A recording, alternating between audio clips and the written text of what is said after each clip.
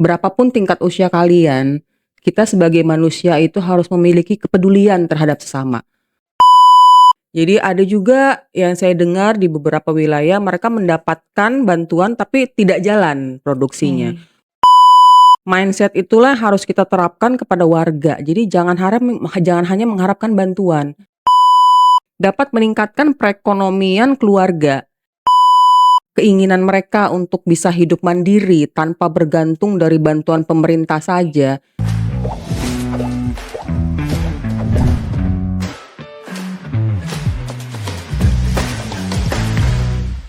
Selamat datang di Sorak, sosok penggerak bergerak bersama. Di balik semangat gotong royong masyarakat terdapat seseorang yang bekerja dengan tulus dan sepenuh hati.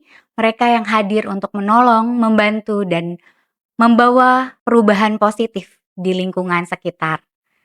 Hari ini kita kedatangan tamu yang sangat luar biasa, perwakilan dari Kota Tangerang, yaitu anggota Pekerja Sosial Masyarakat atau PSM yang menjadi perwakilan dari Kota Tangerang yang berhasil meraih juara 2 tingkat Provinsi Banten. Halo Ibu Iriska, apa kabarnya Ibu? Alhamdulillah baik Mbak Gea. Ini sebelumnya saya ngucapin terima kasih loh udah diundang hari ini. Bisa ketemu teman-teman online. Iya, selamat datang Ibu di podcast kami, podcast Sorak ini ya Ibu. Oke. Oh ya Bu Iriska, boleh dong cerita ini ke kami, apa sih motivasi Ibu sebagai pekerja sosial masyarakat? Oke baik, makasih pertanyaannya Mbak Gea. Jadi motivasi saya sih sebenarnya sederhana ya Mbak Gea. Mungkin kedengarannya agak sedikit klise tapi itulah yang saya rasain. Jadi di umur saya yang sudah tidak muda lagi, saya ingin menjadi orang yang bermanfaat untuk orang lain Mbak Gea. Jadi karena menurut saya itu sebaik-baiknya manusia adalah yang paling bermanfaat untuk orang lain. Begitu Mbak Gea. Oke, tadi Ibu bilang Ibu sudah tidak muda ya, tapi kalau secara looks ini awet muda ya Ibu ya? Amin, mudah-mudahan. Oh ya, kalau boleh tahu, Bu Iriska ini menjadi pekerja sosial masyarakat di kelurahan mana Ibu? Ya, saya seorang pekerja sosial masyarakat atau PSM di Kelurahan Batu Ceper, Kecamatan Batu Ceper, Kota Tangerang. Oke, Kelurahan Batu Ceper ya. Iya. Sejak tahun berapa Ibu bergabung di PSM? Saya bergabung di PSM sejak tahun 2002 ya Mbak Gea, berarti sudah kurang lebih hampir 4 tahun. Hampir 4 tahun, ya. Oke, luar biasa ya, 4 tahun sudah menjadi anggota PSM di Kota Tangerang ini. Kalau boleh tahu nih Bu, motivasi Ibu apa sih untuk bergabung menjadi bagian dari PSM Kota Tangerang? Oke, motivasi saya yang sudah saya sebutkan di awal tadi, saya ingin menjadi orang yang bermanfaat untuk orang lain, dan terutama kan saya melihat di wilayah kami itu masih banyak permasalahan sosial ya Mbak Gea. Jadi itulah salah satu motivasi saya, dan sebelumnya juga saya nggak ujug-ujug jadi PSM gitu kan. Mhm. Saya sebelumnya, jadi seorang kader Posyandu juga di wilayah saya, kemudian juga menjadi seorang kader PKK juga di Oke. kelurahan, di kecamatan. Nah kemudian karena saya aktif di wilayah, itulah kemudian saya dipercaya menjadi seorang PSM di Kelurahan Batu Ceper, Oke, begitu Mbak Ge. berarti Ibu sangat aktif ya di kelurahan tempat tinggal Ibu ya. Lumayan. Kalau boleh tahu nih, boleh ceritakan sedikit sebelum menjadi PSM, itu Ibu kesibukannya apa aja? Oke, sebelum saya menjadi seorang PSM, saya kan tadi sudah saya sebutkan saya menjadi seorang kader Posyandu, masih sampai sekarang masih kader bantu di Posyandu Kartini 8, dan saya juga aktif menjadi seorang sekretaris PKK di Kecamatan Batu Ceper. Namun sebelum saya aktif di wilayah itu, saya tentu sudah pernah menjalani pekerjaan di dunia formal ya, Mbak, ya. Saya pernah bekerja di bidang asuransi pernah, di majalah pernah, saya juga pernah menjadi makeup artist pernah, di dunia marketing. Jadi lumayan sih Mbak Gia, jadi karena mungkin udah capek, jadi saya pengen udah di rumah aja deh, aktivitas juga Oke. yang nggak jauh-jauh, jadi pengen bermanfaat buat orang lain deh gitu. Jadi saya belum punya materi nih yang bisa saya berikan, tapi saya masih punya tenaga, pikiran, akal, dan semangat saya gitu. Jadi insya Allah ada manfaatnya lah begitu Mbak Gia. Oke, luar biasa ya Ibu, sangat memotivasi kami semua nih, khususnya PSM di Kota Tangerang ya. Yang saya dengar Ibu menjadi perwakilan PSM di tingkat Kota Tangerang, betul ya? Iya, Dan berhasil alhamdulillah. meraih juara 2.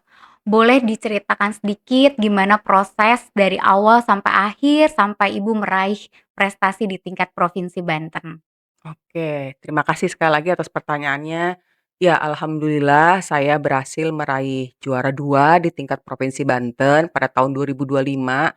Nah, jadi awalnya itu kan memang ada seleksi terbaik untuk tingkat kota Tangerang itu diadakan setiap tahun ya, seperti agenda rutin. Nah, itu jadi kami mengirimkan perwakilan kelurahan masing-masing satu orang, lalu kami melakukan seleksi tertulis, ujian tertulis, dan kemudian hasilnya keluar, alhamdulillah saya masuk di 13 besar, karena kita kan ada 13 kecamatan ya.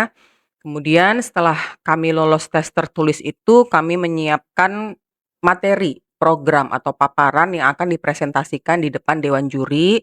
Nah, setelah kami melakukan presentasi tersebut, alhamdulillah saya berhasil meraih juara 1 di tingkat Kota Tangerang pada tahun 2025. Kemudian saya naik lagi untuk mewakili Kota Tangerang di tingkat Provinsi Banten. Nah, dari situ ada seleksinya lagi nih Mbak Geni, ada Mmm. seleksinya lagi.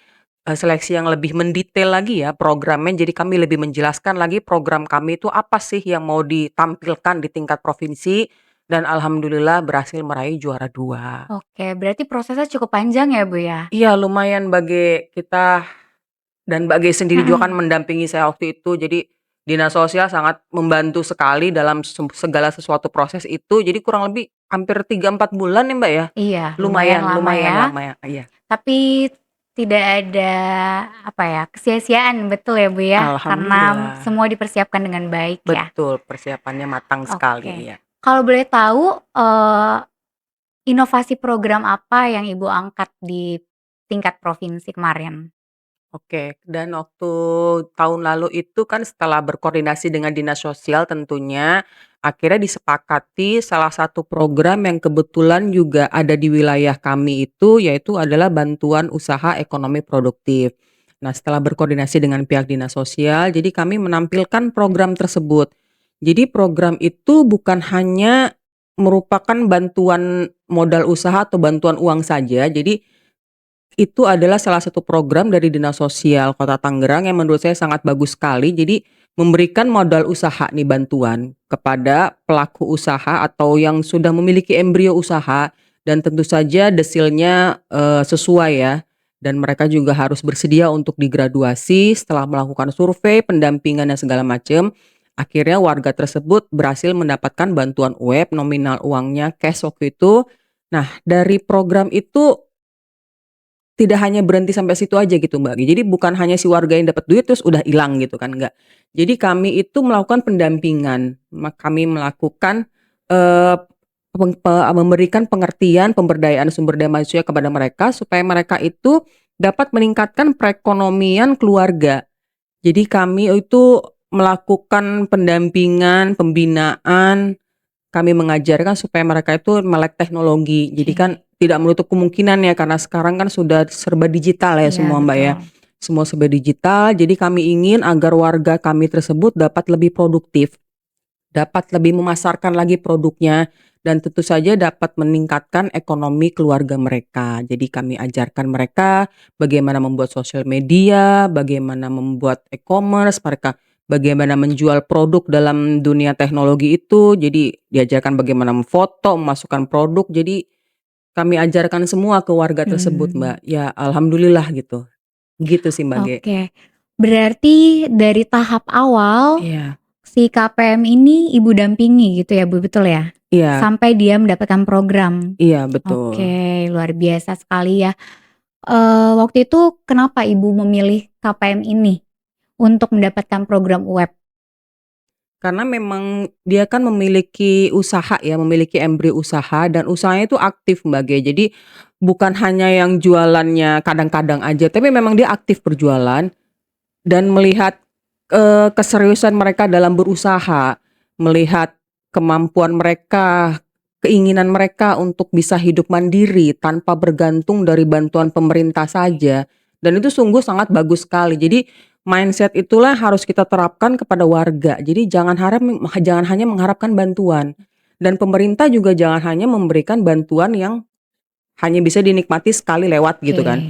Jadi itulah karena, setelah melakukan survei segala macam akhirnya beliau terpilih untuk mendapatkan bantuan tersebut. Jadi salah satu salah satu kenapa dia terpilih itu karena ya usahanya tersebut memang dia sudah berjalan dan memang aktif berjualan dan desilnya juga masuk dan dia juga mau untuk digraduasi, itu sih, Mbak. Oke. Berarti pendampingan dengan KPM tersebut itu di tahun lalu ya, Bu? Iya betul. Kalau boleh tahu nih, gimana kondisi KPM itu saat ini gitu? Kita pengen tahu nih, gimana sih apakah dia semakin mandiri, apakah sudah graduasi dan lain sebagainya. Boleh ceritakan sedikit, Ibu? Oke, baik, terima kasih pertanyaannya, Mbak Ge. Jadi kalau untuk graduasi tentu saja sudah ya, mereka itu sudah tidak mendapatkan bantuan lagi karena itu adalah salah satu syarat untuk mendapatkan bantuan usaha ekonomi produktif, jadi mereka tidak akan mendapatkan bantuan lagi dari pemerintah. Dan sampai sekarang sih kondisinya untuk berjualannya sih masih terus, Mbak, ya. Mereka Oke, masih aktif terus berjualan.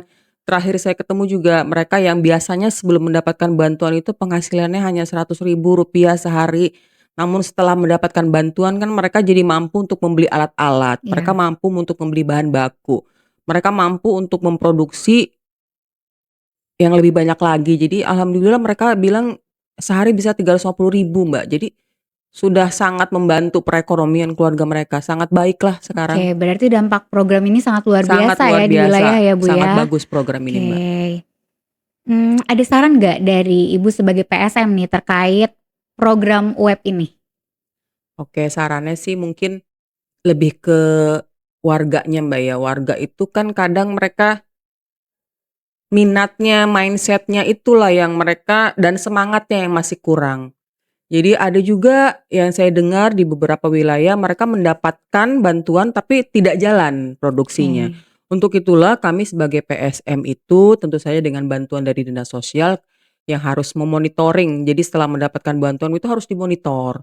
Harus dimonitor dan kami juga sebagai PSM yang kenal betul dengan warganya, kami juga harus selalu aktif untuk bertanya.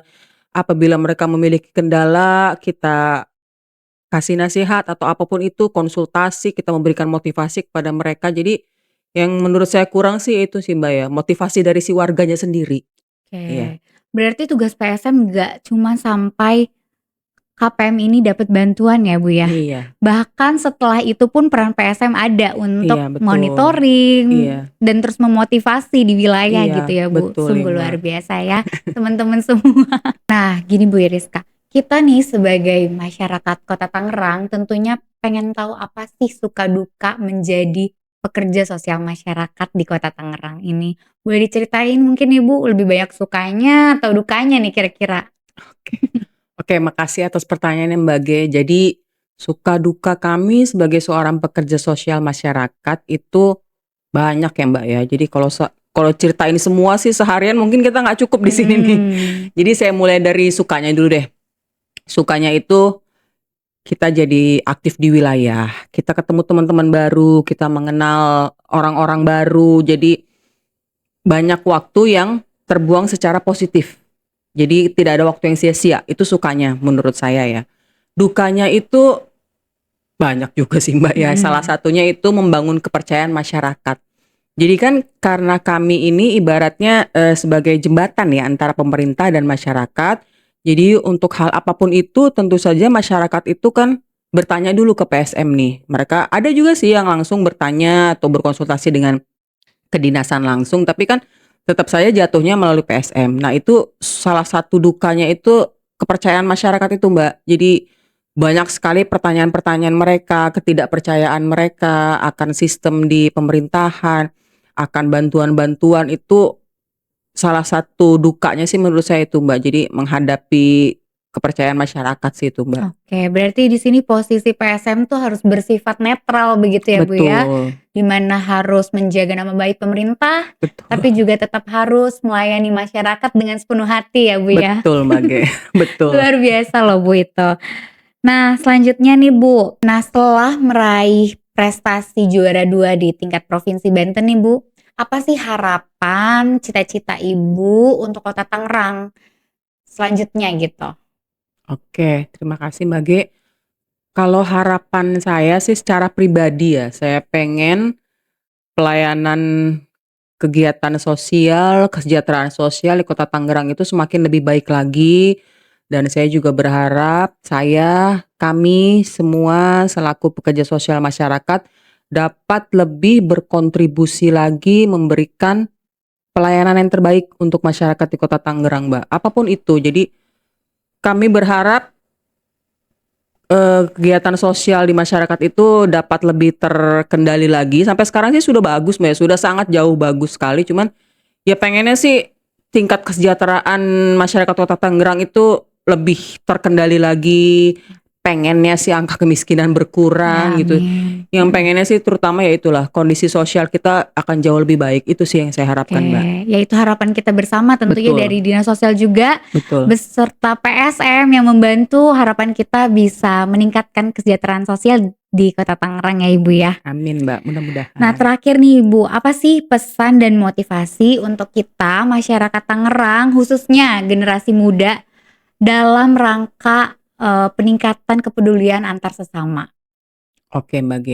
Jadi kalau pesan saya sih terutama untuk generasi muda ya, untuk anak-anak muda, untuk anak-anakku, dan untuk teman-teman semua, berapapun tingkat usia kalian, kita sebagai manusia itu harus memiliki kepedulian terhadap sesama. Apapun itu bentuknya, Mbak G. Jadi kalau kita belum bisa memberikan bantuan secara materi, kita masih punya tenaga kita loh. Kita masih punya akal, kita masih punya pikiran, kita masih memiliki anggota tubuh indera yang bisa kita manfaatkan. Minimal kita mendengarkan. Dengan kita mendengarkan itu kan sesama manusia itu dapat lebih merasa diperhatikan. Kita dengarkan permasalahan mereka. Ibaratnya curhat ya kalau anak Ya, sekarang ya. Apalagi kami sebagai PSM itu banyak sekali mendengar dengar curhat. curhat ya Bu Curhat ya. dari warga tuh itu bukan cuma keadaan sosial, Mbak. Jadi segala macem deh. Iya. Urusan-urusan yang nggak ada hubungannya juga kami dengerin. Kami memberikan solusi, kami memberikan pengetahuan, kami memberikan motivasi untuk mereka. Jadi itu sih salah satunya, Mbak, ya, sebagai manusia kita harus peduli terhadap sesama. Menurut saya sih itu sih, Mbak. Oke, luar biasa ya Ibu. Terima kasih nih Bu Iriska untuk kesempatannya sudah hadir di podcast kami. Selamat juga sudah meraih juara 2 di tingkat Provinsi Banten tahun 2025 ya Alhamdulillah. Ibu ya. Iya. Oke, luar biasa sekali ya teman-teman semua. Benar-benar sangat menginspirasi kita semua. Dari cerita Ibu Iriska kita tahu apa saja tantangan menjadi PSM, di wilayah itu seperti apa, dan sungguh sangat mengapresiasi tentunya ya dari kinerja PSM di Kota Tangerang. Terima kasih dan selamat untuk Ibu Iriska telah meraih prestasi juara 2 tingkat Provinsi Banten tahun 2025 ya Ibu ya. Dan semoga Ibu Iriska kedepannya sehat selalu. Amin, sama-sama, Mbak Ya, Ge. titip salam juga untuk PSM di wilayah ya Ibu. Tetap Siap, semangat siap. melayani masyarakat tentunya dan bisa bermanfaat untuk banyak orang. Terima Amin, kasih amin. Ibu. Sama-sama, Mbak Ge. Terima kasih.